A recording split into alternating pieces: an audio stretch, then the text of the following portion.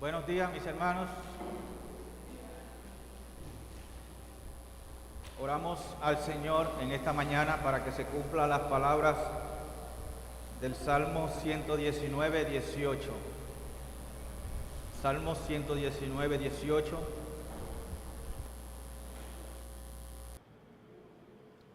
Abre mis ojos para que vea las maravillas de tu ley. Dios Todopoderoso, bendecimos y alabamos tu nombre en esta mañana, Señor. Damos toda la gloria, toda la honra y todo el honor. Solo tú eres digno de recibir la gloria, la honra, oh Dios, por siempre. Bendito Dios, te pedimos que abra nuestros ojos, oh Señor, para que podamos ver, oh Dios, tu palabra, podamos escuchar tus consejos y podamos aplicarlo a nuestras vidas, Señor. Clamamos, oh Dios, que abra nuestros ojos, así como David lo hizo, Señor, para contemplar la maravilla de tu palabra. En el nombre de Jesús, amén.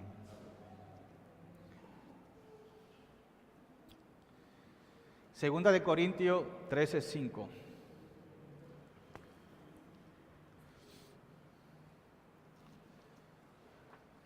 Esta es la segunda parte de un tema que yo prediqué sobre ese mismo texto. Lleva como título, ¿cómo sé si soy salvo? Es una de las inquietudes que enfrenta todo aquel que toma la decisión de seguir a Cristo. La seguridad de su salvación. Siempre se pregunta, ¿cómo sé si soy salvo? Segunda de Corintios 13:5, dice Pablo, poneos o examinaos a vosotros mismos si estáis en la fe, probaos a vosotros mismos. ¿O no os conocéis a vosotros mismos que Jesucristo está en vosotros? A menos que estéis reprobados. Estas palabras fueron escritas a los mismos cristianos que supuestamente se habían convertido bajo su ministerio en la ciudad de Corintios.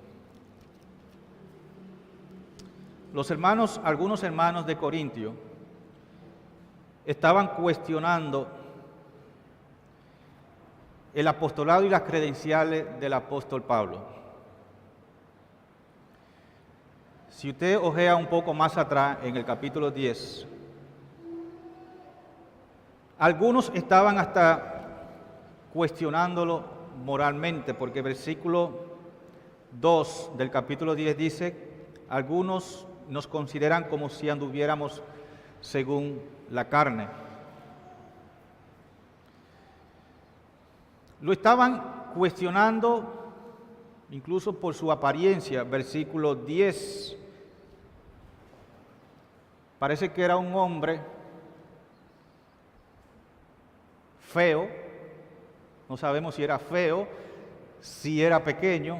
Pero el mismo Pablo dice, la presencia física es poco impresionante. Imagínense un hombre feo y que quizá no tenga una voz, ¿verdad? Por lo menos eso complementa algo la fealdad con su voz. Pero vemos el caso de Pablo, que su manera de hablar era menospreciable, es decir, quizá no tenía un buen timbre de voz, no podía comunicarse bien, quizás. Él mismo lo está diciendo. Mi apariencia física es poco impresionante y la manera de hablar es menospreciable. Pablo está siendo cuestionado y está siendo examinado por algunos hermanos de Corintio.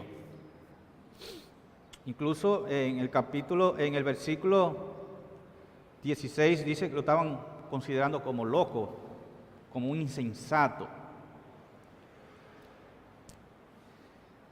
Y él dice, yo estoy seguro en mi fe, yo sé en quién he creído, El que ustedes ven ahora no es el que vive, es Cristo que vive en mí. Esas son sus expresiones. Ahí comienza a decir, miren lo que yo he pasado por esto. Si Cristo no tuviera en mí, difícilmente cualquier persona pasaría esto.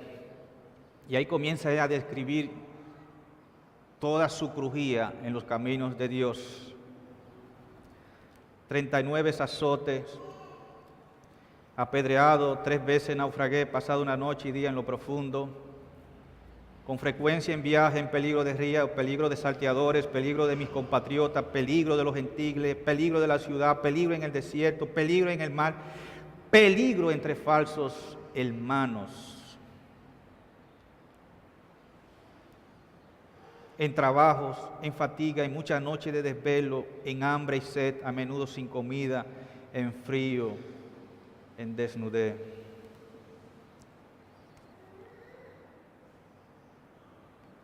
No hay duda del que está en mí es Dios, dice Pablo. Y ahí entonces viene y le resalta en el capítulo 12 uno de los pocos privilegios que ha tenido en los seres humanos, pero que a ese despreciable Pablo, a ese poco impresionante Pablo, Dios le concedió el privilegio de ser llevado al tercer cielo, al mismo paraíso. Tuvo privilegio Dios para asegurar su fe, para que vea que lo que hay allí es real.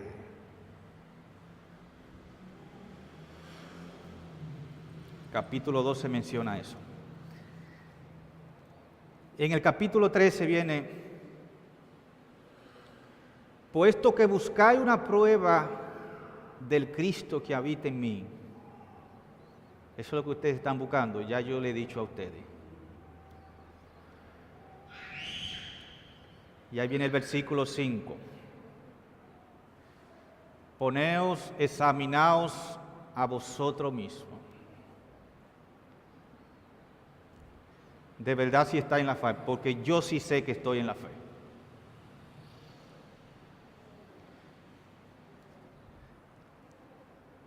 ¿O no conocéis a vosotros mismos que Jesucristo está en vosotros, a menos que estéis reprobados? Yo sé que la mayoría hemos tomado exámenes. Y es algo que nos gusta huir o no nos gustan los exámenes. Los del seminario no quieren recibir el examen del Antiguo Testamento el miércoles, le andan huyendo a ese examen. A pesar de que le hemos dicho que es fácil, ¿verdad? Pero nadie quiere.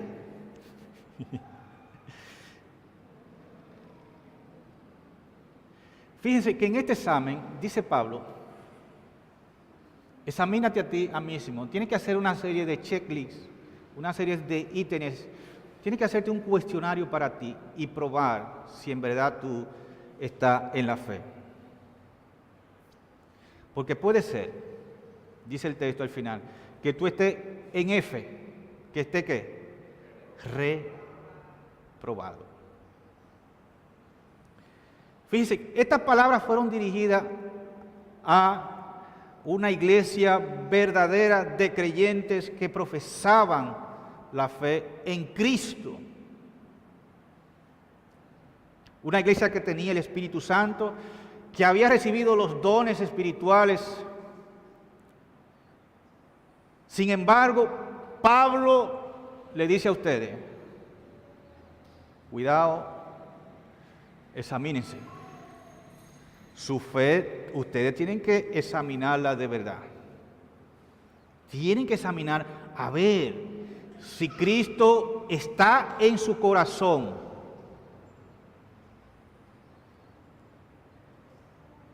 A menos que esté reprobado. Reprobado es descalificado. No pasar el examen significa falsificado. ¿Cómo podemos estar seguros de que creemos y que somos salvos? A continuación yo voy a decir algunos elementos que muchos creen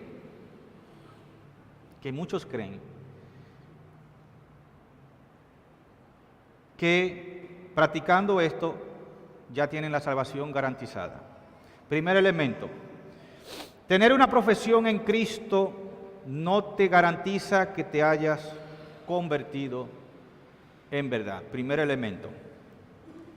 Vamos a ir a Hechos, capítulo 8. Hechos, capítulo 8, 12 y 13. Ya el pastor predicó de esto. Hechos, capítulo 8, versículos 12 y 13. Aquí está narrando la historia de este gran personaje, Simón, el mago que practicaba artes mágicas.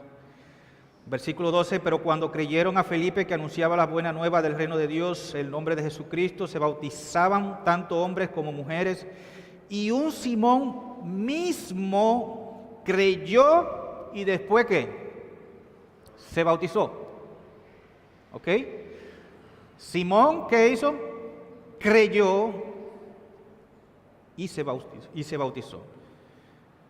Y lo más grande del asunto es que él continuó con Felipe y estaba atónito al ver las señales y los grandes milagros que hacían.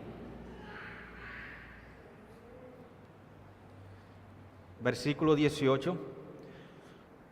Cuando Simón, este personaje, vio que el Espíritu se daba por la imposición de las manos a los apóstoles, le ofreció dinero. Yo quiero ese poder. ¿Cuánto cuesta? Ay. Así mismo, versículo 20.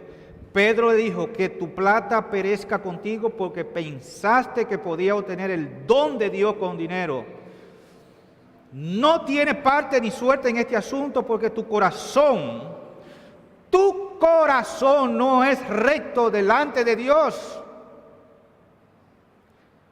¿Cómo es posible? El versículo 13 dice que él creyó y fue ¿qué? Bautizado. Sin embargo, era un creyente falso. ¿Por qué? Porque Pedro en el versículo 22 apela a Simón a ¿qué? Al arrepentimiento. Por tanto, arrepiéntete de esta tu maldad y ruega al Señor que, si es posible, se te perdone el intento de tu corazón. La regeneración en ese hombre todavía no se había iniciado. Versículo 23: veo que está en hiel de amargura y en cadenas de iniquidad. Un hombre que estaba totalmente en tinieblas. Sin embargo, él creyó y fue bautizado.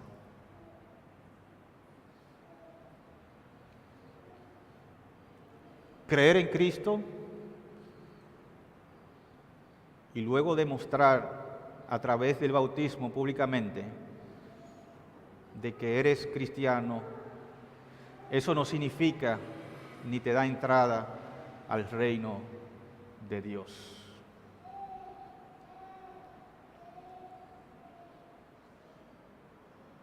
Segundo punto: tener conocimiento de las Escrituras no significa que tenga una conversión verdadera tampoco. Hay muchas personas que conocen las Escrituras, comparten las Escrituras en Facebook, por WhatsApp y todo eso. Comparten el Evangelio todos los días. Y esas personas se creen que son salvas. Pero la mayoría de ellos van directo para el infierno.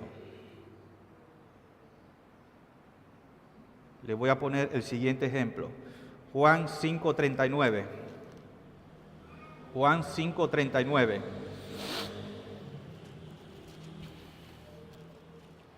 Juan 5:39.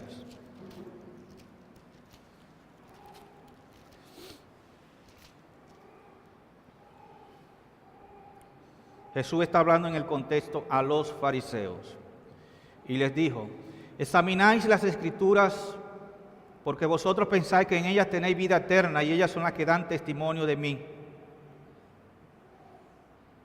Ustedes las examinan, ustedes la leen, ustedes son expertos en las Escrituras. Los fariseos eran doctores de la ley, interpretaban la ley, conocían todos los textos de la ley. Y ellos pensaban que tenían la vida eterna y tenían la salvación ganada. Pero aquí viene el siguiente texto, versículo 40. No queréis venir a mí para que tengáis vida. Las Escrituras, conocimiento de las Escrituras, sin Cristo en el corazón,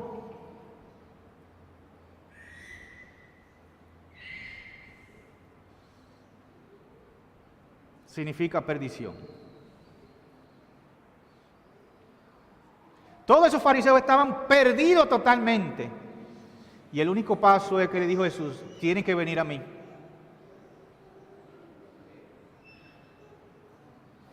Yo soy el camino, la verdad y la vida.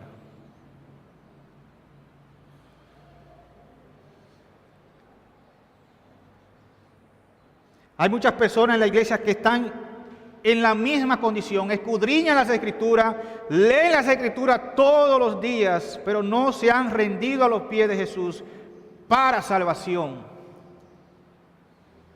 Conocer las Escrituras no salva a nadie, citar las Escrituras no salva a nadie.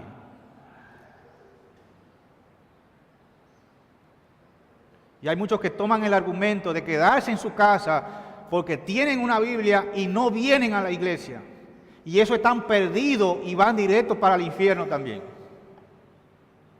Tener las Escrituras, dejar las Escrituras abiertas en el Salmo 91, como muchos lo hacen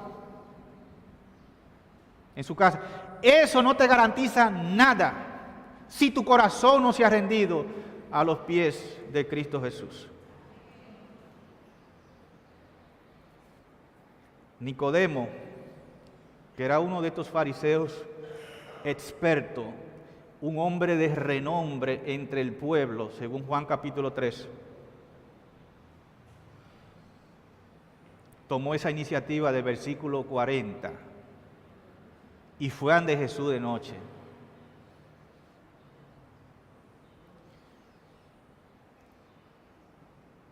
Ustedes conocen la historia de Nicodemo. Jesús, tú eres un gran maestro, tú haces unos milagros extraordinarios. Y como ensalzando a Jesús y exaltando a Jesús. ¿Y Jesús qué le dijo? Jesús fue directamente a su corazón. ¡Bum!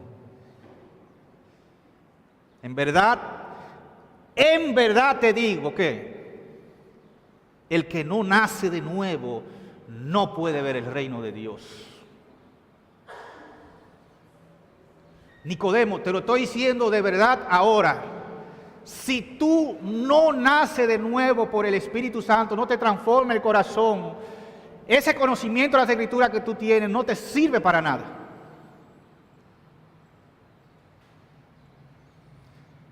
No conocemos, según la tradición, dice que Nicodemo, según la tradición histórica, dice que Nicodemo se entregó al Señor. Uno de los pocos fariseos ahí que vemos ahí en el tiempo de Jesús. Pero según la tradición histórica dice que Nicodemo fue uno de los que se entregó a Jesús. Porque él tomó el paso del versículo 40, fue ante él. Y Jesús abrió, ¿qué? Su necesidad. Creer en el Señor, ser bautizado, tener conocimiento de las Escrituras, no te garantizan la salvación. Tener una moralidad externa y una rectitud visible en tu vida no significa que eres salvo. Puede ser una persona moralmente correcta, puede ser fiel a tu esposa, no comete adulterio, no fornica, te acuesta temprano, llega a las 6 a tu casa y te enjaula allí y tú dices, yo no participo, soy un hombre tranquilo, no fumo, no bebo, no voy a discoteca. Tú te puedes estar creyendo de que delante de Dios tú te has ganado la salvación.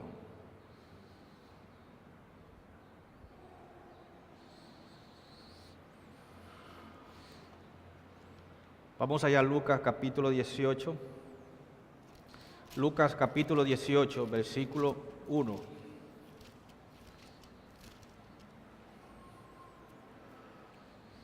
Lucas capítulo 18, 11. La parábola del fariseo y el publicano.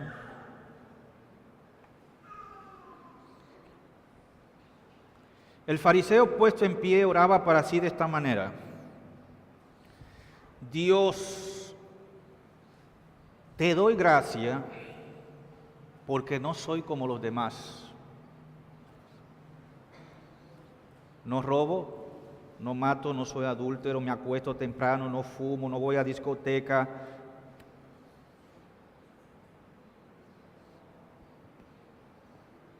Soy mejor que este recaudador de impuestos. Yo leo las Escrituras todos los días, ayuno 2 veces por semana, ayudo a las personas, doy diezmo de todo lo que gano. Este era un hombre recto, impecable. Ante la sociedad, este merece la estrella que da el presidente, el mérito, amella, ¿verdad? Esa cosa. Se lo ganó. Aquí tenemos el otro. El recaudador de impuestos, de pie a cierta distancia, no quería ni siquiera alzar los ojos al cielo, sino que se golpeaba el pecho diciendo: Dios, ten piedad de mí, que soy pecador. ¿Cuál de ustedes creen que Dios acepta?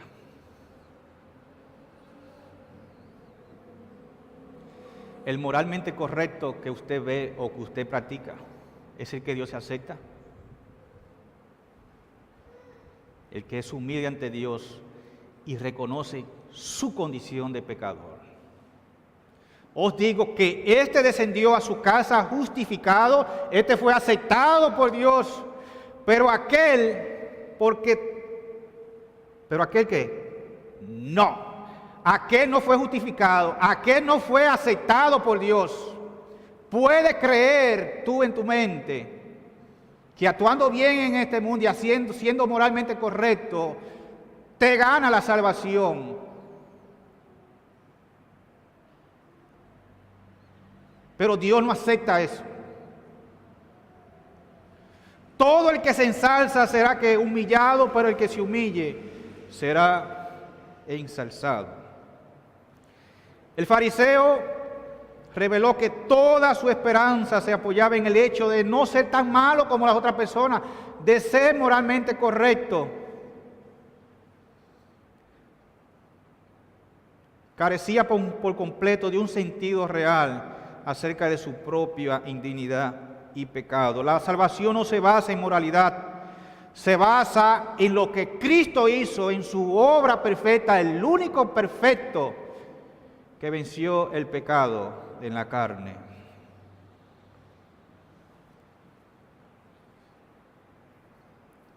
¿Saben cómo Jesús define a este tipo de gente que se cree moralmente correcta?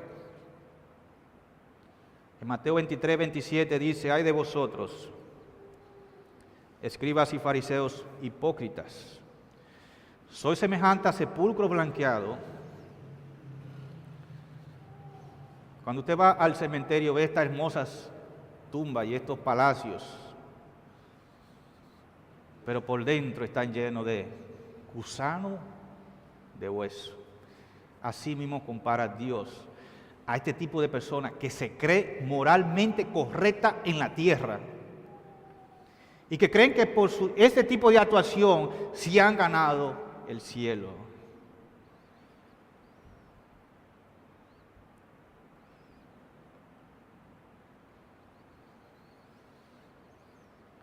Tú puedes estar involucrado en el ministerio religioso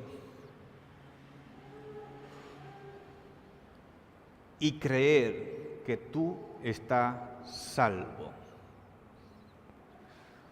Tú puedes creer que siendo diácono, que siendo anciano, que siendo maestro de niños, siendo maestro de clase también para adultos, puedes creer que estás haciendo las cosas de Dios, dando tiempo, recursos, dinero, todo eso te puede garantizar la salvación, pero eso es mentira.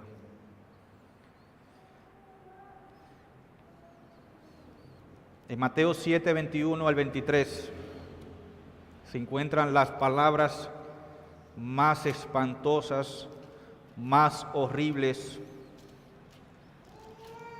que se le pueda decir a un grupo de creyentes.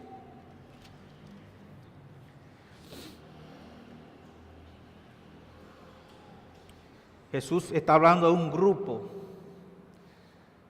de creyentes que estaban involucrados totalmente en el ministerio y lo consideraban y llamaban a Jesús como su Señor. 21 al 23.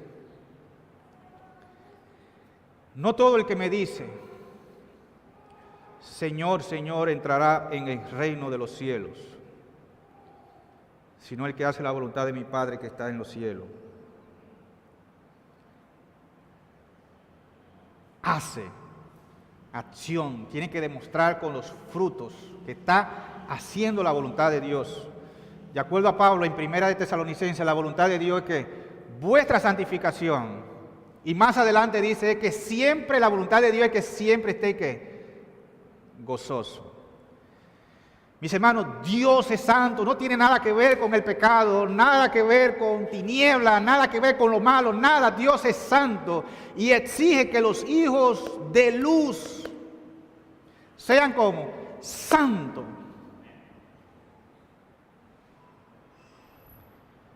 Versículo 22. Muchos, pueden ser millones, pueden ser miles. Muchos me dirán en aquel día. Este grupo de personas va a llegar hasta el fin, hasta la demostración de la gloria del Hijo, creyendo que haciendo esta cosa eran que salva. Me dirán en aquel día, Señor, Señor, no profetizamos en tu nombre. En tu nombre echamos fuera demonios y en tu nombre hicimos muchos milagros.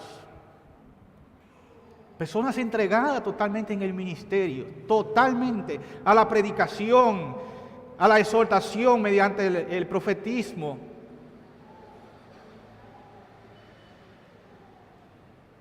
Bregando con impíos allí, predicando la palabra y echando supuestamente demonios. Haciendo cruzadas de evangelio y orando por sanidad y sanando y todas esas cosas, involucrada en el ministerio, y llamaban a Jesús como su Señor. Y llega el tiempo del fin, cuando se manifieste el Hijo de Dios. Versículo 23, son las palabras que usted debe darle escalofrío. Jamás os conocí.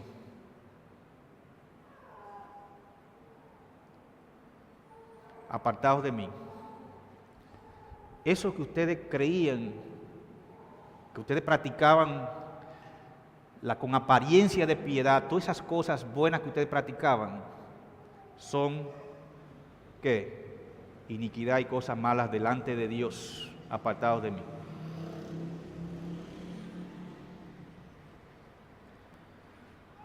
Por eso la palabra de Pablo debe tomarla en serio, hermano. Examinaos a vosotros, examinaos. Tiene que llegar a tu casa y examinarte. Realmente, Señor, examina mi corazón, como decía Pablo. Prueba, Dios mío, sondéalo, busca. Si estoy en pecado, sácalo, sondea. Yo no puedo entrar a mi corazón, pero bajo esa petición, examíname, Señor, a ver si yo estoy en tus caminos. Examíname, para que no te toquen estas palabras al final de los tiempos y diga, yo no te conozco.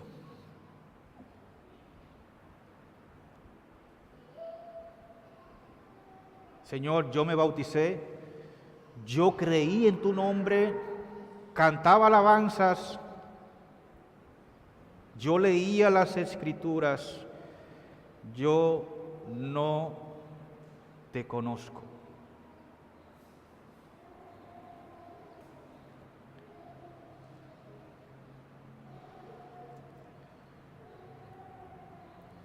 Evidencias de una conversión verdadera. Hablamos de que el creer, escudriñar las Escrituras, profesar la fe, estar involucrado en el ministerio, son elementos que pueden resultar engañosos y hacerte creer que eres salvo. ¿Cómo yo sé que soy salvo? En primer lugar, el amor a Dios. ¿Qué tanto yo amo a Dios? Dice el Salmo 42:1, como el ciervo anhela las corrientes de agua, así suspira por ti, oh Dios, el alma mía. Usted puede aguantar el hambre. Cuando a usted le entra esa sed, usted no encuentra sitio, está desasitiado buscando algo que tomar, un refresco o algo.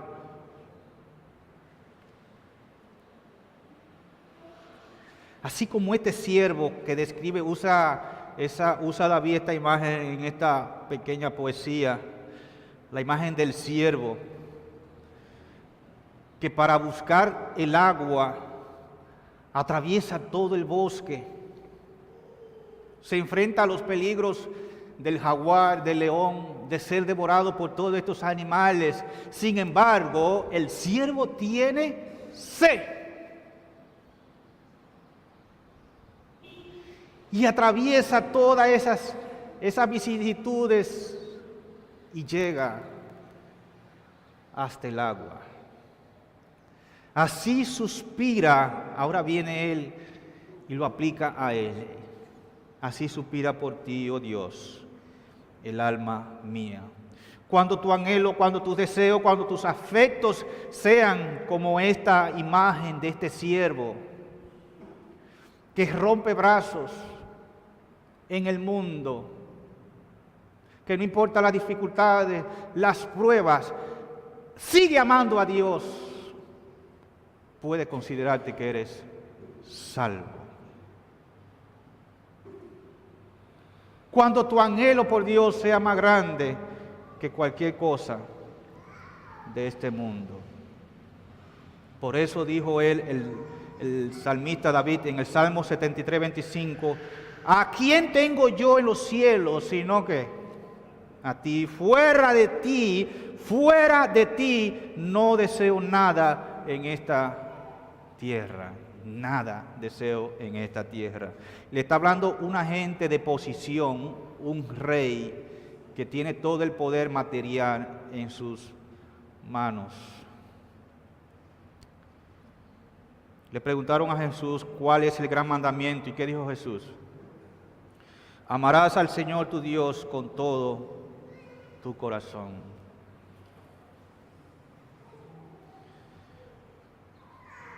Mis hermanos, Dios no pide un pedazo de pastel, un pedazo, una tercera parte de tu corazón. Dios no pide un chin. No, es todo o nada.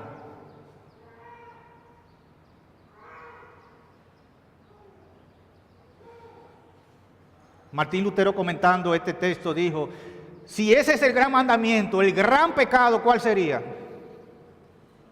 No amarlo.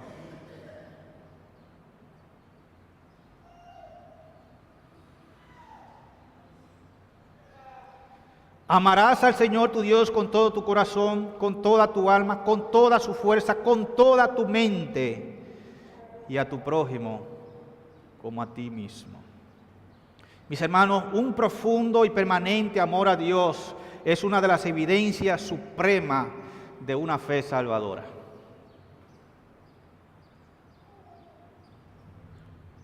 Significa que lo que yo hago, mi trabajo, los deportes que practico, los programas de televisión, radio, todo tengo a Dios y su santidad en mente para no ofender a mi Dios. Eso es amar a Dios con todo tu corazón.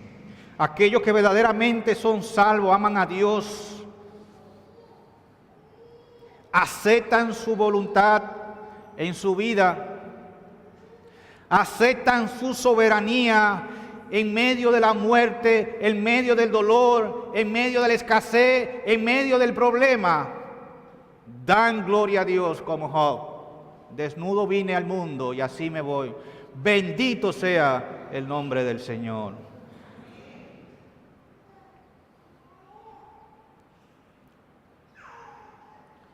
Amarle, mis hermanos, significa abnegación, significa renunciamiento. Le pregunté a las hermanas en la iglesia, el pasado domingo a las iglesias, ¿qué ustedes harían si su esposo le dice que no vengan al culto del domingo en Estrella de Belén? ¿Qué usted haría si su esposo le dice que no venga al culto? Hay respuesta de Jesús para esto. Mateo 10, 37 al 38.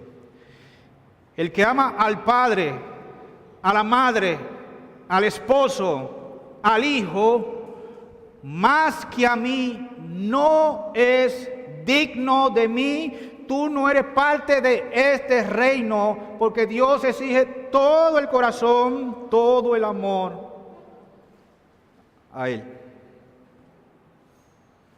Si tú no tomas esa cruz, esa dificultad que te ha tocado a ti, ese esposo incrédulo que mantiene oposición contigo de que no venga a la iglesia, de que no adore a Dios, si tú no tomas esa cruz y sigue en pos de mí, tú no eres digno de mí.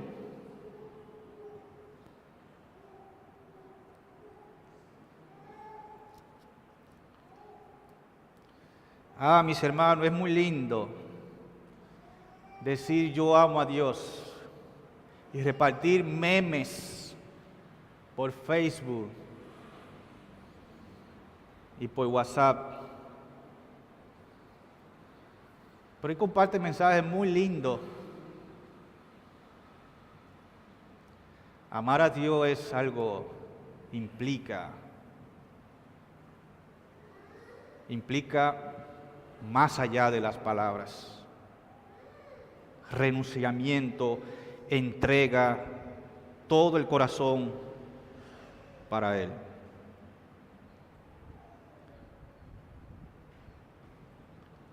¿Cómo sé si soy salvo?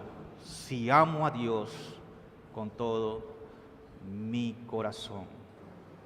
Por eso el mandamiento apostólico es: examínate, prueba.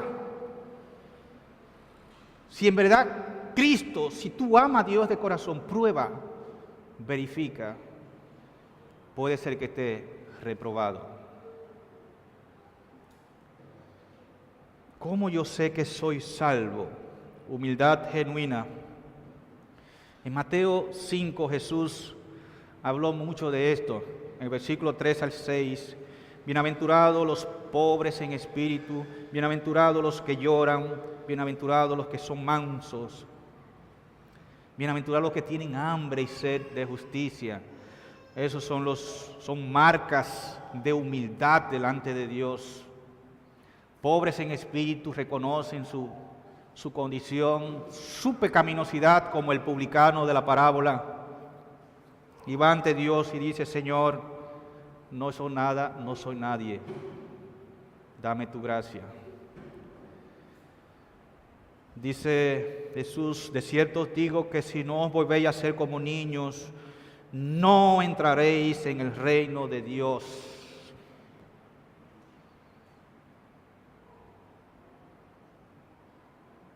La verdadera fe salvadora viene como un pequeño niño dependiente de ese Padre que está en los cielos. Tome la ilustración aquellos que tienen hijos y que cuidan y que velan por la seguridad de sus hijos en los alimentos, en el colegio, en el transporte.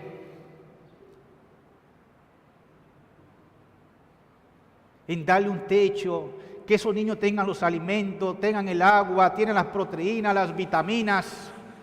Los niños totalmente dependen de su padre. Y Jesús les dijo: si no volvéis a ser como niños, ustedes no pueden entrar al reino de Dios. Si no somos en una actitud humilde, mansa, de espíritu contrito ante Dios, de dependencia del Padre en todos los órdenes de su vida, ustedes no son parte del reino de Dios.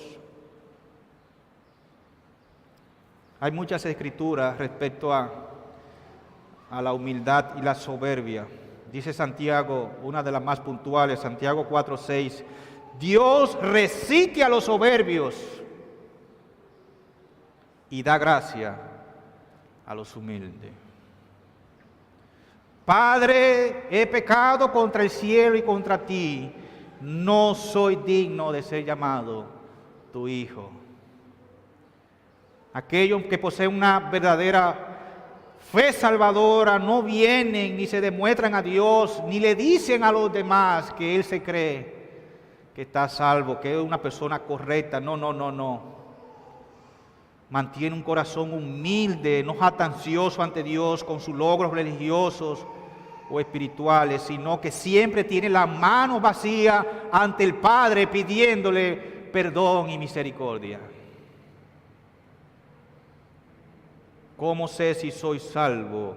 Si amo a Dios, si tengo una humildad genuina. Tercer elemento, el arrepentimiento de pecado. El pecado es lo que más ofende a Dios. Dios es 3 veces santo, santo, santo, santo. El pecado le costó la vida a su Hijo.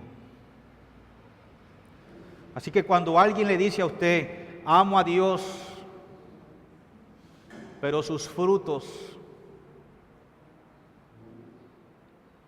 mientras con sus frutos demuestran que están en pecado, son mentirosos y van rumbo al infierno. El verdadero amor por Dios, por lo tanto, se manifestará a través de la confesión y el arrepentimiento.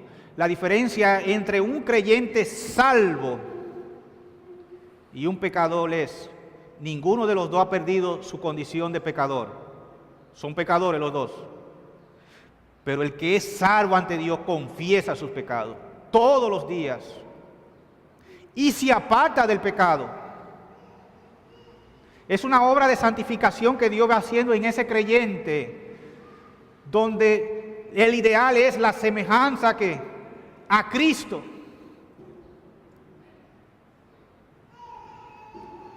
Un creyente falso que dice que ama a Dios, pero acaricia el pecado y aquellos pecados ocultos que nadie lo ve, ese creyente no ha sido salvo, no es salvo. Dice Proverbio 28:13, el que encubre sus pecados no prosperará, no dará fruto de arrepentimiento, mas el que lo confiese y lo abandona, ¿qué? Hallará misericordia, encontrará la gracia de Dios. Dice Primera de Juan 1, 8 al 9, si decimos que no tenemos pecado, nos engañamos a nosotros mismos y la verdad no está en nosotros. Si confesamos nuestros pecados, Él es fiel y justo para perdonarnos los pecados y para limpiarnos de toda maldad. Mis hermanos, no todo está perdido. Examínate. Hoy es el día de tu salvación. Yo debería examinarme y preguntarme, ¿tengo una convicción firme de la maldad del pecado? ¿Me parece el pecado como algo como tan malo y amargo como realmente es? ¿Aumenta la convicción de pecado en mi andar con Cristo? ¿Lo odio? ¿Me aparto de Él? La verdadera fe salvadora, mis hermanos, el verdadero cristiano que ama a Dios, odia el pecado porque es lo que Dios odia. Quiere ser luz como Dios es luz. ¿Cómo sé que yo soy salvo? El cristiano que es salvo da gloria a Dios en todo, por todo. Tiene celo por la gloria de Dios. Dice 1 Corintios 10:31, ya sea que comáis, que bebáis o que hagáis cualquier otra cosa, hacedlo todo que para la gloria de Dios. Es el niño dependiente ante el Padre que le dice, Padre, ¿qué hago ante esta situación? Esta casa, Padre, me voy a dirigir allí, voy a estar en este lugar. Es tu voluntad que yo te... Ese niño dependiente, ese cristiano dependiente, depende totalmente de su Padre porque quiere agradarle a Él en todo. Porque dice Romanos 11:36, porque de Él y por Él y para Él son todas ¿qué? Las cosas, a Él sea la gloria por los siglos de los siglos. Celo por su gloria. El cristiano que es salvo ora continuamente. Y quiero detenerme en este punto.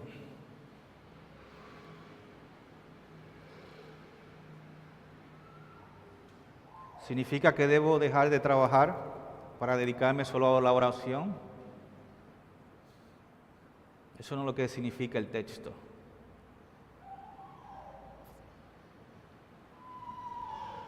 Efesios 6:18 dice, con toda oración y súplica, orad en todo tiempo en el Espíritu. Y así velad con toda perseverancia y súplica por todos los santos. La oración humilde, sumisa y creyente es una de las marcas de la fe verdadera en un cristiano. ¿Cómo yo sé si soy salvo? Si mi mente, en todo lo que hago, lo encomiendo a Dios. Orar en el Espíritu es que tú puedes salir en ese vehículo, pero va orando al Señor con tu mente. Orar en el Espíritu es, puedes estar tecleando en tu computadora, en tu trabajo, pero tu mente puede estar en el Espíritu. Puedes practicar cualquier deporte, aún esperando la bola o la pelota, tu mente puede estar en el Espíritu.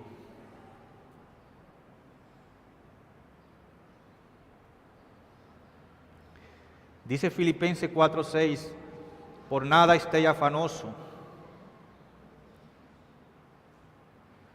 Claro, te está poniendo en mente Mateo capítulo 6. Antes bien en todo, mediante oración y súplica con acción de gracias sean dadas a conocer vuestras peticiones delante de Dios.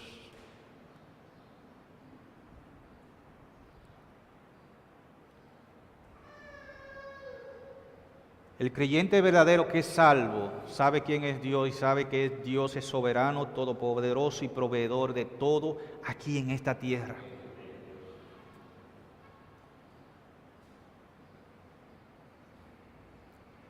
No le vive pidiendo a Dios chácharas y cosas.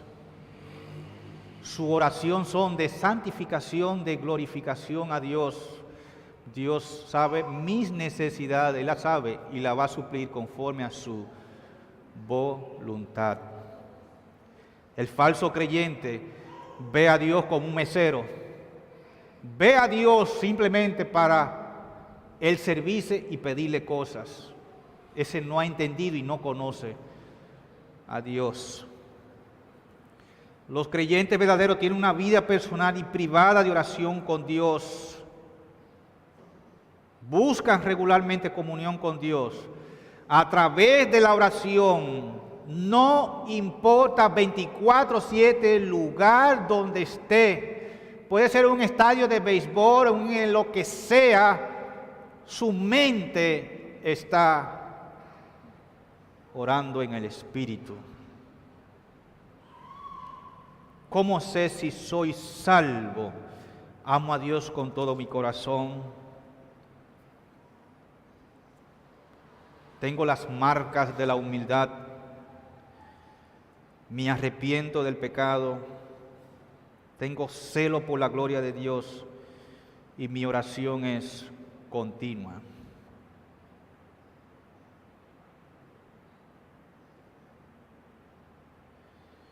Y aquí viene un punto muy fuerte.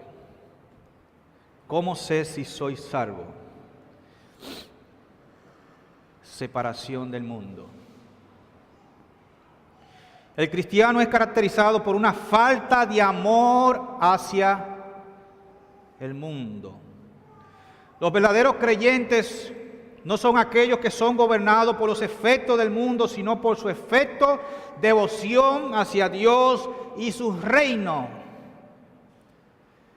La verdadera fe salvadora separa a uno de la búsqueda de este mundo, y la dirección de la vida del creyente genuino es hacia ¿qué? Las cosas de arriba.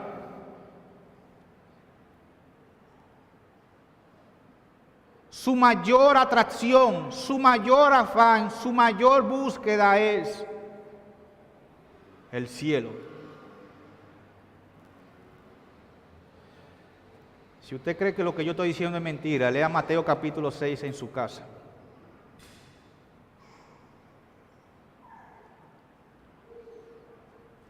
Primera de Juan 2:15 al 17 dice, Primera de Juan 2:15 al 17, no améis al mundo ni las cosas que están en el mundo. Si usted quiere convertirse en poeta, en imaginólogo, ¿cómo yo amo las cosas? ¿Cómo se define el amor? El amor es entrega, es pasión. ¿Qué más es? Dice que los que se enamoran pierden el sentido, la cabeza, ¿verdad? Entonces piense en ese sentido. No améis al mundo ni las cosas que están en el mundo. No te apasiones por él. No pierdas la cabeza. No te afanes. No te vayas de boca por él. No pierdas el sueño por las cosas de este mundo.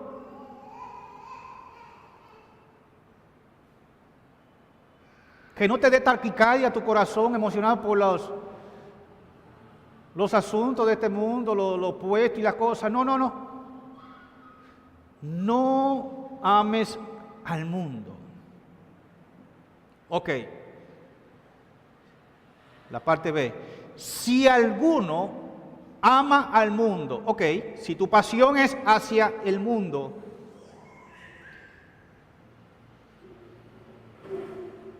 el amor del Padre no está en él.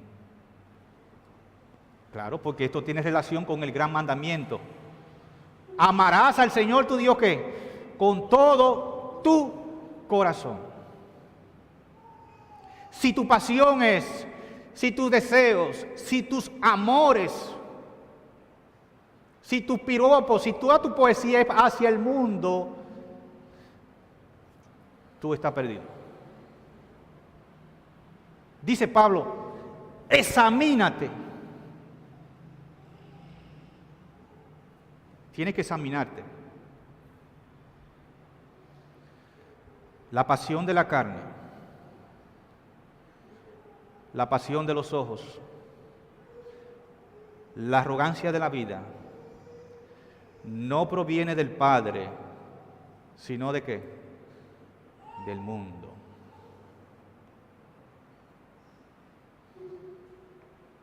Versículo 17. El mundo pasa. ¿Tú crees que tú vas a ser eterno? Como te está afanando, como te está apasionando por la cosa del mundo, ¿tú crees que vas a seguir viviendo? El mundo pasa. También sus pasiones, sus riquezas, sus glorias, su poder político, todo eso pasa. Pero el que hace la voluntad de Dios permanece para siempre.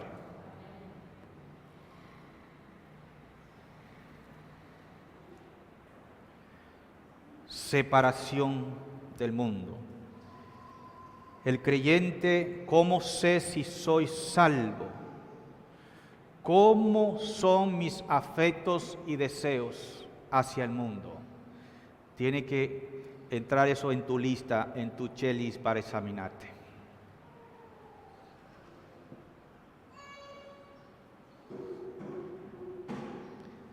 ¿Cómo podemos saber que nuestra fe es genuina, mis hermanos?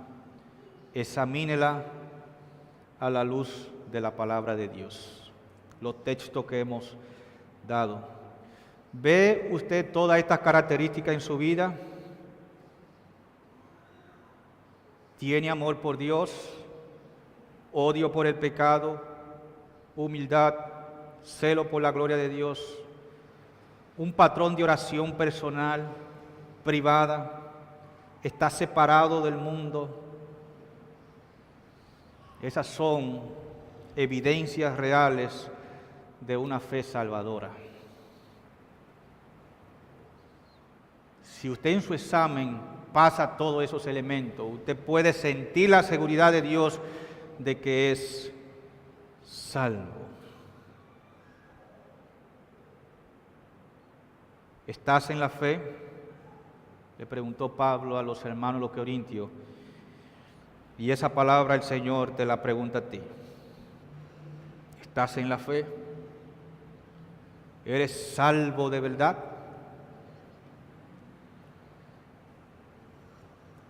Que el Señor te bendiga. Oremos. Dios Todopoderoso, alabamos y glorificamos tu nombre, Señor. Te exaltamos, te damos toda la gloria, toda la honra a ti. Solo tú eres digno, Señor. Oh Padre, te damos las gracias por tu palabra, porque tú la dejaste establecida, la dejaste escrita para nosotros, para nuestra consolación, Señor, porque tú nos amas y tú deseas salvarnos. Oh Señor, examina nuestros corazones, te pedimos, oh Dios, examina nuestros corazones, oh Dios, abre nuestros ojos, oh Dios, para ver en qué estamos fallando, Padre. Te pedimos perdón, oh Dios. Renueva tu espíritu en nuestra vida, oh Señor. Crea esa pasión y ese amor por ti, oh Dios, por encima de todas las cosas. En el nombre de Jesús, amén.